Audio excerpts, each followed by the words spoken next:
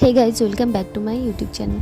আজ সকাল সকাল ঘুম থেকে উঠে গিয়ে অনেক কাজ করা হয়ে গেছে। তো তখনও দেখছি বরমাসে ঘুমোচ্ছে। দেখো 10টা 16 বাজে, এখনও পর্যন্ত ঘুম থেকে ওঠেনি, কারণ আজকে ওর অফিস ছুটি।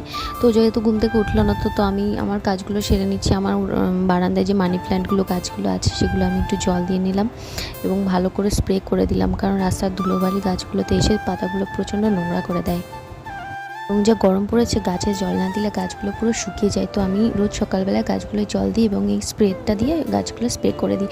এবং সকাল সকাল চা করে নিলাম দুজনের জন্য। তো চা বিস্কিট নিয়ে খেতে শুরু করে দিলাম, আর ও টিফিনটাও একসাথে করে নিল।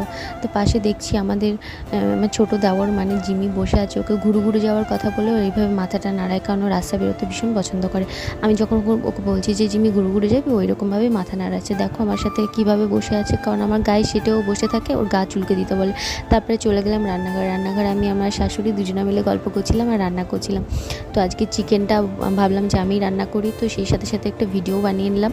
তো আমি চিকেনটাই রান্না করছিলাম এবং শাশুড়ির সাথে গল্প করছিলাম।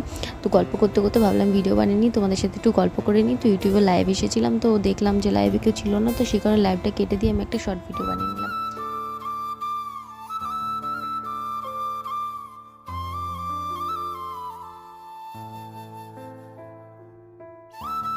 চিকেন করতে বেশি সময় লাগে না, তোমাদের সাথে গল্প করতে করতে চিকেনটাও আমার রান্না হয়ে গেলো। এবং অনেক দিন ধরে হেয়ার কেয়ার করা হয় না, তো আমার মনে হলো আজকে যেন আমি একটু হেনা করি।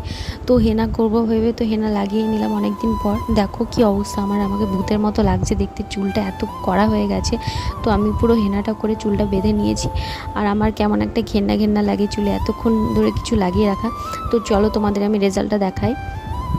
দেখো কতটা স্মুথ হয়েছে, কতটা সুন্দর হয়েছে। আমি ভাবতে পারিনি যে এতটা সুন্দর হবে, একদম পুরো সিল্কি হয়ে গেছে চুলটা। এটা পুরো আমি স্নান করে এসে চুলটা শুকিয়ে আমি ভিডিওটা শ্যুট করে নিলাম তোমাদের দেখানোর জন্য।